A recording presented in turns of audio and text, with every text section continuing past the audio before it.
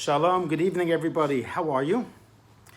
Thank you for the overwhelming responses for last night's message. I guess it hit home to a lot of you as it did for me. And I thank you. I went back. My father-in-law had the best night he's had in a few weeks. He slept well and he ate something today. He's weak, but he is really appreciative. And I told him that we're praying for him and he really thanks us very, very much. It's crazy out there and it's getting crazier. So how do we keep our sense of normalcy and allow ourselves just to somehow stay relatively calm and sane before the holiday of Pesach begins? So I just got off the phone with a conference of various Beth Din kashrus agencies and rabbis about what provisions we can provide for the community as religious leaders to minimize, to ease up the holiday observances of Pesach, because it can be very strenuous between the travel and between the cooking and the schlepping and the shopping and the cleaning and the organizing and the boxes. It's too much. So there were two suggestions given. Nothing's finalized, but it looks pretty good. One of them, which I'm not sure will pass, is that this year, as a possibility, we don't have to eat kitniot, which are legumes. So many things that would usually be permissible are being considered not to be permissible. I do not see that happening. Certainly not in the Ashkenaz, in the Sephardi are already permitted, but I just wanted to share that that's a consideration. But one thing that they are looking to vote on tomorrow, which is because of the challenges that we have in terms of shopping and cleaning and people not wanting to be alone and wanting to be with other family members and traveling, they're considering making the exact same schedule as we have in Israel have here, meaning you'd only have one Seder, not two. You'd only have one first day Yom Tov, then Chol Hamoed, then one last day Yom Tov. Essentially, Yom Tov would be over a day earlier it'd be a lot easier, especially this year you have the 3-day holiday, which is really challenging.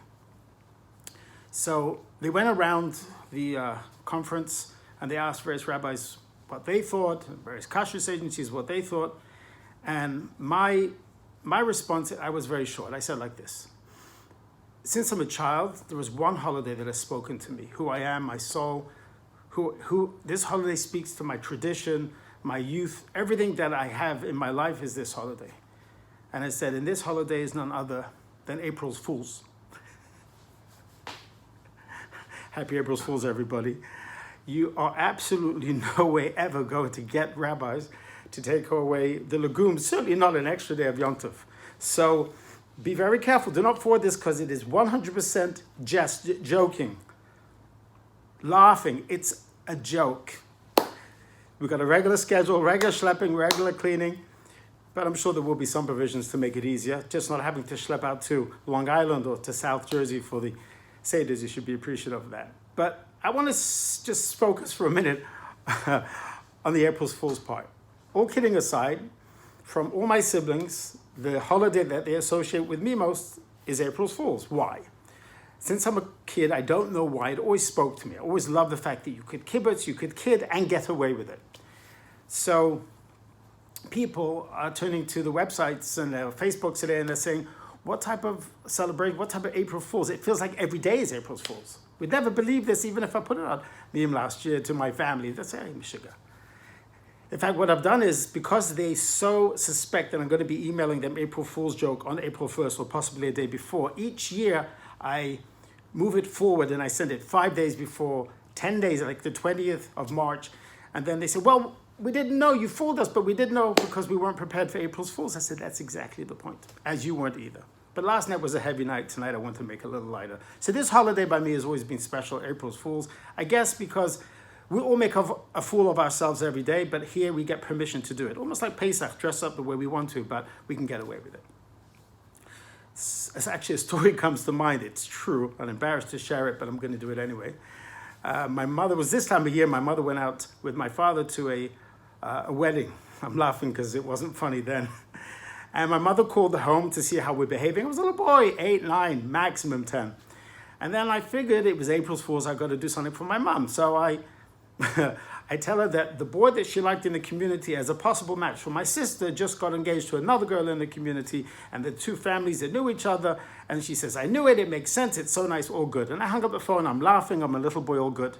The problem was that I went to sleep before my mother got home because the wedding finished at 12:30 in London. So the next day I woke up, I forgot it was April 2nd, and I proceeded to school. When I came home that night, my mother asked me questions which I knew nothing of. She says, Mendy, why are the parents of these people calling me up? People in the community are calling them, wishing them mazel tov. Like, didn't you tell me last night they're getting engaged? I said, yeah, but what's the date today? Anyway, I won't tell you the rest of the story. I'll just leave it at that, but that is a true story. What do you expect? I mean, it is what it is. So we've got to be ourselves. We cannot allow the craziness outside to come in. We've got to keeping the holidays and celebrations that we have.